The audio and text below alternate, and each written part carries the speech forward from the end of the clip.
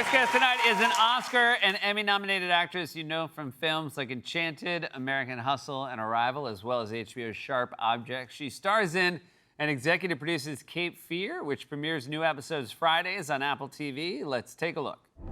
Doing good is not just one good act. It is a process by which we test our moral compass. Do we live by our principles? Can we do better? And even if we make a mistake, it's never too late to fix what we've broken.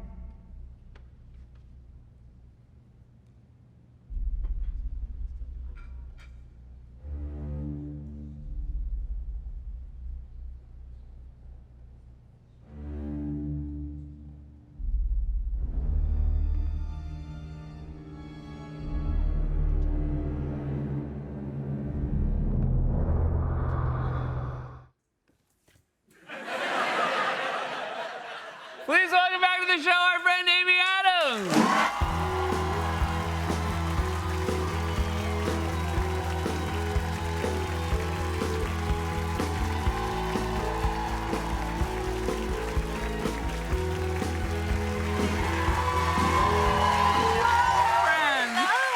So nice to have you here in person again. Nice to be here. So nice. It's been a long time. We talked a lot during COVID. We did a lot of Zoom interviews, and one of the last ones we did, you admitted to learning TikTok dances. Yeah, somewhat. Yeah. Yes, and that the feedback from your daughter at the time was that they were cringe. Yes, I was cringe. You were cringe. The dances the were dances great. were I wonderful. was Yeah, cringe. you. Yes. It was what you were bringing to it. It was what I was bringing to it. Yeah. Yeah. Was this something you eventually bailed on?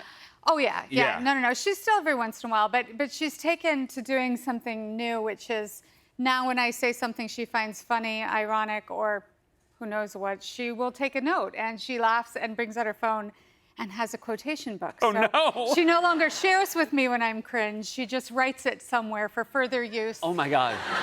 But your cringe radar goes up when you see your daughter like laugh at you and then write it down. Yeah. That's horrifying. It's horrifying. Yeah. Absolutely. Less cringe. You brought her to the Cape Fear premiere. I did. What a beautiful family that is Thank right you. there. This is Cape Fear.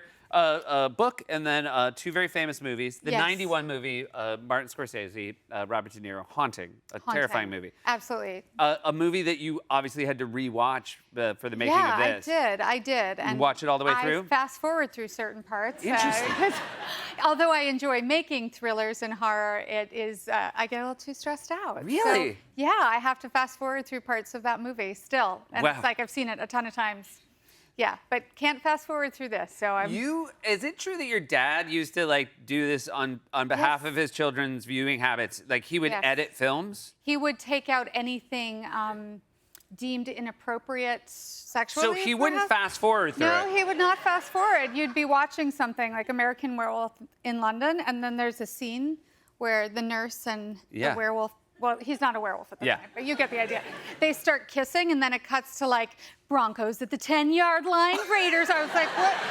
Like, seriously, it would cut to a football game. So he in the wouldn't middle. cut the scene out. He would like tape over it with something else that was on television. Tape over it, yeah. Wow. Like so a you'd very watch a sort of little like- bit of like a football game. Yes. And then it would just go back. Yes, no, it wasn't like edited like Cinema Paradiso where I'm suddenly going to see all these scenes. Right, No. right. No, That's it's- very funny. That's, yeah. That your dad would take those. And also, like, I didn't know until much later, like, why there were football games. Yeah.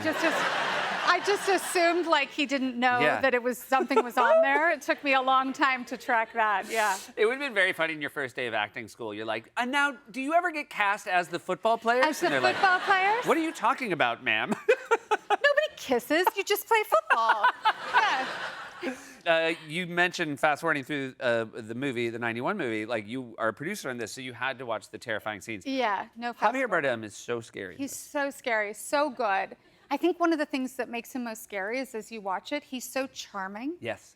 So he pulls you in. He's very seductive. And then yes, one he of the scares problems that your you. character has is the other characters are like, I think this guy's a cool dude. I think he's, I think he's no. reformed. And, you know, Yeah, for I- anybody who's watched the movies, not the case. No. Almost never the case in these movies that the bad guy, when he says he's reformed, is actually reformed.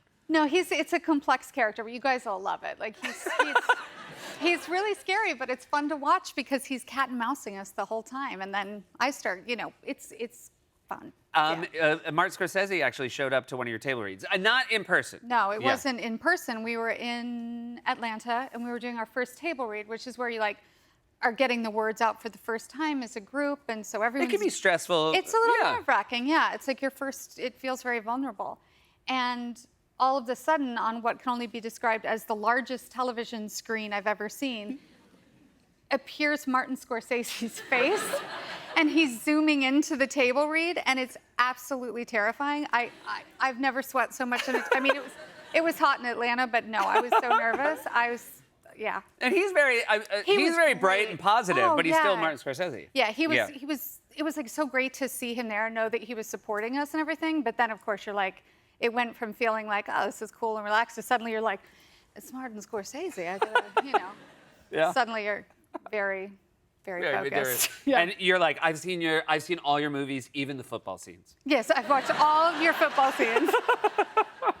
Robert De Niro said that when his kids, he would threaten his kids when they misbehave growing up, that he would put on Cape Fear as a way to get them in line, let them know how scary their dad could be. Amazing. You would threaten your children with something else. I did. I would, and still actually, I would threaten to sing Enchanted at times. So. Like in public? Oh, always in public. It only works in public. Yeah, I guess it really does, yeah. No, her Girl Scout troop was out at a dinner, and they were all at their own table, and they were standing on the chairs, which you don't do. And I told her that if she didn't sit down immediately, I would start singing Enchanted full voice, and she knows I'll do it, and she was down. Yeah. And she did just remind me that I also, for no reason, threatened to sing Enchanted in Central Park over the Bow Bridge just yesterday. So, so this is not something that is even close to retired. No, it is not retired. Yeah. I was just sort of like, what if I just, and she's like, don't do it. She's like, don't do it. And then she took out her phone and was like, she's just threatening to sing. Exactly. So Enchanted actually came up recently. I have a podcast with the Lonely Island guys, Andy Samberg and Akiva Schaffer and Jorma Taccone. And Andy was talking about, we watched a digital short you did called Hero Song when you hosted. Yes, But that was not his first idea for you. No. And he said he brought this song to you, and it was like the filthiest song. I've never heard it. Do you remember it? I do, but I'm not, it was. Yeah.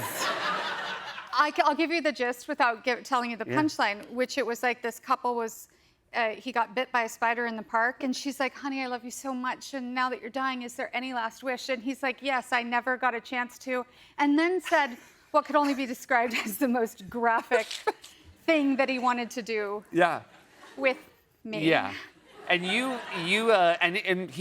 applauds the fact that you spoke up for yourself, because you basically were like, I can't do this. No. Yeah. No, I was just like, I was so keenly aware of all the young girls that were watching Enchanted, and I didn't want to be the princess singing about that particular act, He said that he, literally the next day, he watched a 5-year-old come up to you and be like, you mean so much to me, and I love that. And he was like, oh my God, I can't believe I almost made her do that.